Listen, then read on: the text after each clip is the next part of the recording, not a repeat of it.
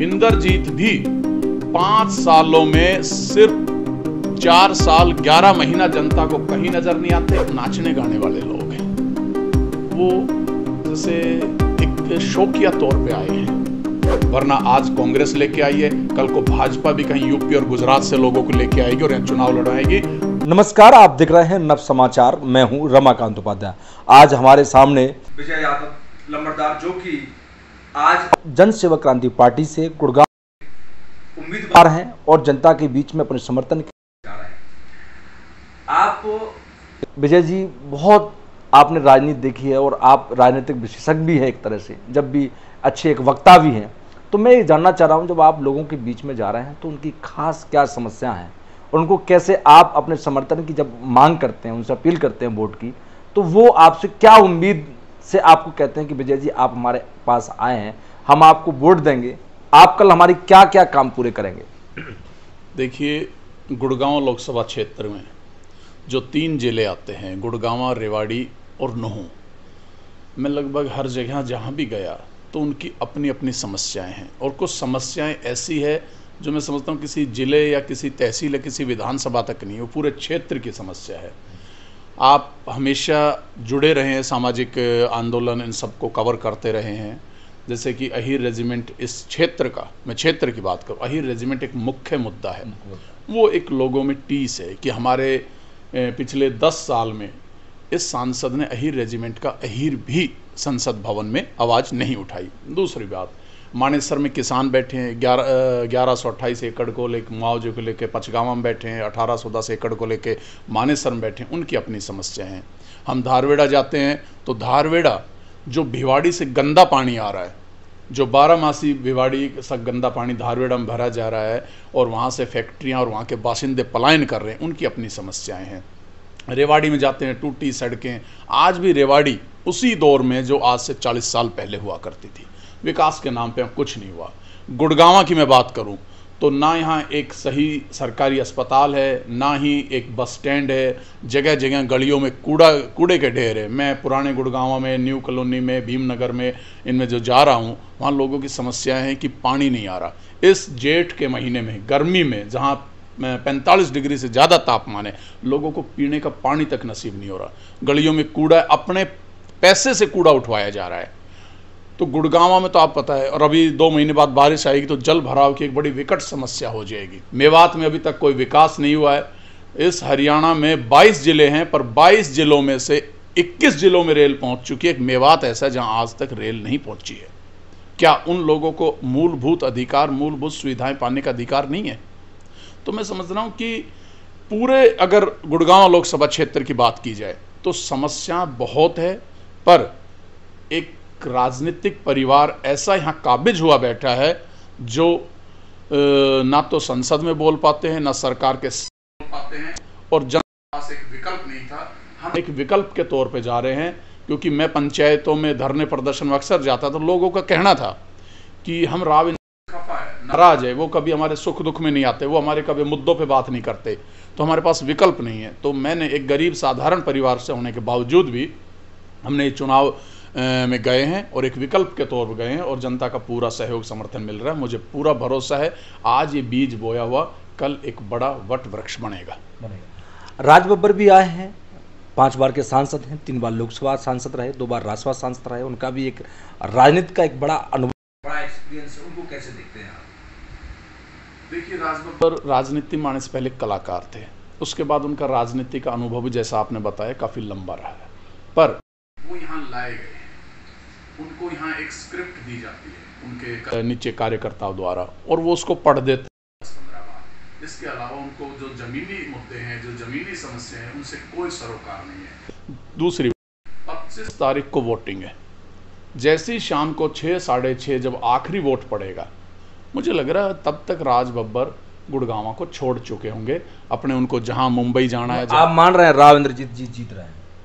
नहीं, मैं ऐसा नहीं मान सकता। नहीं, तो आप कह रहे हैं कि वो जब चले जाएंगे यहाँ से, तो मैं कह रहा हूँ राज बब्बर सिर्फ यहाँ विजय यादव जीतेंगे। 15-20 दिन के लिए आए हैं। 15-20 दिन इनको लोग लेकर घूम रहे इलाके में एक सेलिब्रिटी के तौर पर लोग इनको देखने आ रहे हैं, सेल्फी लेने आ रहे हैं, पर मैं आप मीडिया के माध्यम से जनता जनार्दन से कहना चाहता हूं कि 25 तारीख के बाद ये राज बब्बर नजर नहीं आएंगे। और रही बात इंद्रजीत की, इंद्रजीत भी 5 सालों में सिर्फ 4 साल 11 महीना जनता को कहीं नजर नहीं आते, 1 महीना चुनावों में दौरा करते हैं, और वो भी अब मजबूरी में ज्यादा दौरे किए जाते हैं, वरना पहले तो ये चुनाव में भी नहीं जाते थे। तो ये दोनों ही जनता के लोग नहीं हैं, ये जनता के से जुड़े हुए नहीं हैं, जमीनी स्तर पे जुड़े हुए नहीं हैं, और मुझे नहीं लगता इन दोनों में कोई मुकाबला है। अब जनता इनको नकार चुकी है। राहुल फाजिलपुरिया भी जननायक जनता पार्टी से हैं आपके सामने, वो भी युवा है आपकी तरह। देखिए, मैं उनको ज़्यादा तो नहीं जानता, पर जैसे अखबार और आप जैसे मीडिया के माध्यम से सुना है, वो नाचने गाने वाले लोग हैं। वो जैसे एक शौकिया तौर पे आए हैं, और उनका भी मुझे पूरा यकीन है वोटिंग के बाद वो अपने उसी दुनिया में चले जाएंगे जहां नाचना गाना होता है। उसके बाद उनको कोई मतलब नहीं है राजनीति से, यहाँ के लोगों से।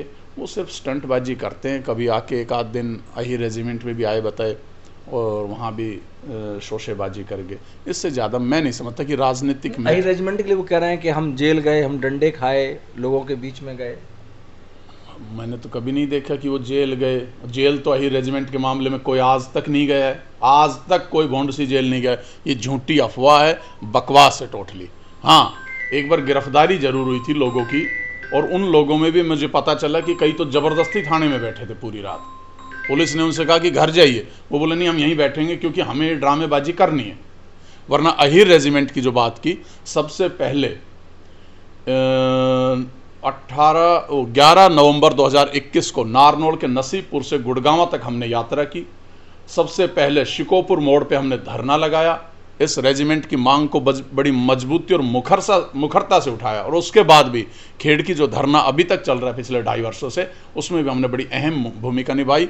और हम हमेशा कहते रहे हैं कि सरकार के खिलाफ आंदोलन होना चाहिए, पर वहाँ भी कुछ लोग सरकार के पक्ष के बैठे थे, इसलिए वो आंदोलन जिस लेवल पे सफल होना चाहिए था वो नहीं हो पाया। आप चाहते हैं कि आगे अही रेजिमेंट की मांग निरंतर चले और उसको पूरा किया जाए, अही रेजिमेंट बने? देखिए, सही जनप्रतिनिधि का चुनाव जब तक नहीं होगा, मुझे नहीं लगता कि आपकी आवाज़ केंद्र तक पहुंच पाएगी। आप रेजिमेंट के दौरान जब भी धरने प्रदर्शन चले, आप हमेशा कहते आए, हमारी कमेटी, हमारा अहीर समाज पूरा कहता है, वोट वही पाएगा जो अहीर रेजिमेंट बनाएगा। पर आज इन चुनावों में जब उस मुद्दे को साकार करना है, हर कोई चुप बैठा है, हर कोई अपने अपने पसंदीदा नेता के साथ घूम रहा है।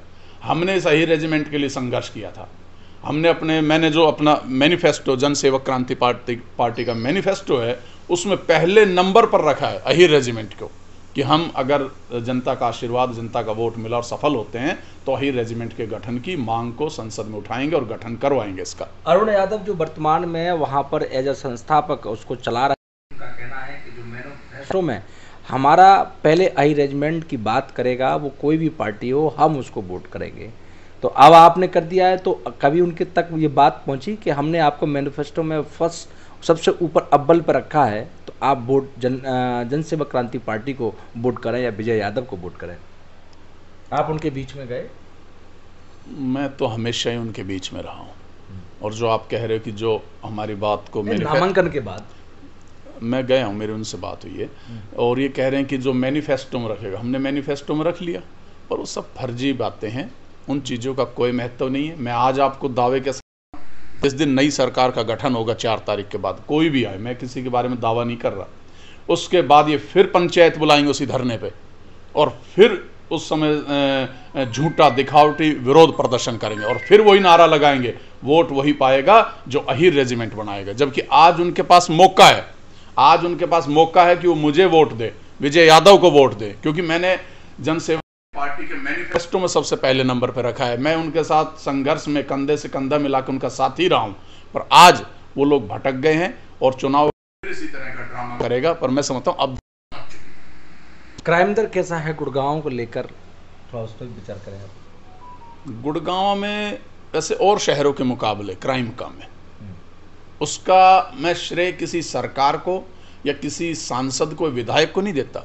मैं उसका श्रेय यहाँ की बाशिंदे हैं, जो जनता है, उनको देता हूँ। वो बड़े ही शांति प्रिय हैं, बड़े ही नरम स्वभाव के लोग हैं। और आप ही जानते हो गुड़गांव का जो आज विकास सिटी कहते हैं, इंडस्ट्रियल हब कहते हैं इसको, IT सिटी कहते हैं, वो सिर्फ और सिर्फ यहाँ के लोगों का जो भाईचारे वाला जो व्यवहार था उसके कारण हुआ है। पर 10 साल में फिर कहना चाहूँगा, इस RSS, बजरंग दल और भाजपा ने माहौल बिगाड़ने का काम किया है और मैं इनके खिलाफ हमेशा आवाज़ उठाता रहा हूँ और आगे भी ऐसे लोगों को यहाँ माहौल बिगाड़ने नहीं दिया जाएगा। क्या गुड़गांव की जनता से आप अपील करते हैं हमारे चैनल के माध्यम से कि चुनाव नज़दीक है, 25 तारीख का चुनाव है, 4 तारीख भाग्य का उदय होगा।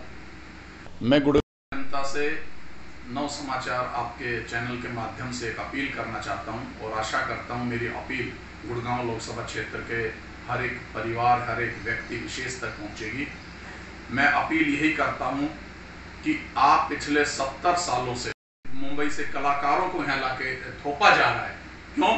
क्योंकि आप एक परिवार की राजनीति से बाहर नहीं निकल पाए। रामपुरा हाउस की राव इंद्रजीत के परिवार से आप बाहर नहीं निकल पाए, उसी का नतीजा आपके साथ ही कलाकार थोपे जा रहे हैं।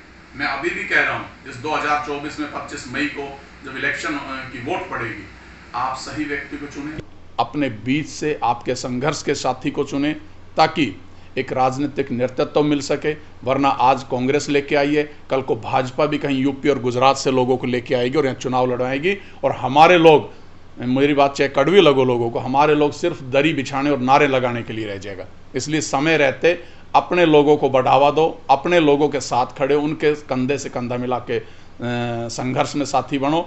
और आने वाली 25 तारीख को गैस के सिलेंडर पर जन सेवक क्रांति पार्टी के गैस का सिलेंडर चुनाव चिन्ह है, विजय वोट देके अपने गुड़गांव, नूह और रेवाड़ी की राजनीतिक ताकत को, राजनीतिक नेतृत्व को मजबूत करो, ताकि हम सरकार में, दिल्ली और विधानसभा की सरकार में अपनी हिस्सेदारी तय कर सके और आपकी आवाज को, आपके मुद्दों को, चाहे किसानों से हो, चाहे रेजिमेंट से हो, डेवलपमेंट से या बेरोजगारी से जुड़े मुद्दे हो, उनको उनमें बड़ी मजबूती और मुखरता से फिलहाल आगे कोई भी प्रधानमंत्री या गृह मंत्री, रक्षा मंत्री उनके समक्ष ऐसा हौसला जिस व्यक्ति के पास है उसको वोट दो, ना कि राव इंद्रजीत जैसे गूंगे, बहरे और निकम्मे और नाकारा लोगों को दो। और ये बाहर से जो नाचने गाने वाले या कलाकारों के रूप में आ रहे हैं यहाँ डेंटिंग पेंटिंग करके, इन लोगों को मत दो। ये 25 के बाद कोई नजर नहीं आने वाला। मैं एक गरीब आम घर से हूँ, मैं 25 के बाद भी इन गलियों में, इन सड़कों पे आपको घूमता हुआ मिलूंगा। इसलिए अपने लोगों को चुनो, अपने भविष्य को मजबूत करो। हमारे साथ में विजय यादव, जो कि उन्होंने कि आज जो राजनीति है, क्योंकि गुड़गांव जो लोकसभा है वो कहीं ना कहीं एक IT हब है, दुनिया के मानचित्र पर सबसे अव्वल ऊपर दिखता है, तो इसको और विकास की आवश्यकता है। आज जो काम 20 साल के अंदर होने थे वो कार्य नहीं हुए, विजय यादव का कहना है। साथ उन्होंने कहा कि सबसे प्रमुख जो यहाँ का काम है अहीर रेजिमेंट, जिसको लेकर सालों से यहाँ पर आवाज़ उठाई जा रही है, पर लेकिन उसमें भी कुछ राजनीतिक लोग बैठे हुए हैं, उस कारणवश वो कभी भी नहीं बन सकता। उनका कहना है कि जब बात करते थे कि वोट वही पाएगा जो अहीर रेजिमेंट की बात करेगा। जब अहीर रेजिमेंट की बात हो रही है तो वोट का समय भी है, तो अब वोट की चोट से अहीर रेजिमेंट क्यों नहीं बनवाई जा रही है? तमाम ऐसे सवाल यहाँ की लोगों पर खड़े होते हैं, जो कि कहते कुछ हैं, करते कुछ हैं, ऐसा उनका मानना है। साथ में उनका कहना है कि राज बब्बर आए तो बंबई से, पर लेकिन वो कुछ समय के बाद 25 तारीख के बाद यहाँ लोगों के बीच में दिखेंगे नहीं, चाहे वो जीते हैं चाहे वो हारे। साथ में उनका मानना है कि राहुल फाजिल आए हैं वो नाचने और गाने वाले, वो नाचना गाना उनका कर्म है, वही आगे करते रहेंगे। अभी वो 25 तारीख के बाद वो अपने ही कार्य में दोबारा से चले जाएंगे। परंतु मैं जनता के बीच में रहकर जिन गलियों में रहता हूं, जिन मोहल्ले में रहता हूं, मैं वहीं दिखूंगा, रोडों पे घूमते हुए दिखूंगा, आपकी सेवा करते हुए दिखूंगा। इसीलिए 12 नंबर सिलेंडर के निशान पर वोट देकर विजय यादव को विजयी बनाए, ऐसा विजय यादव का मानना है।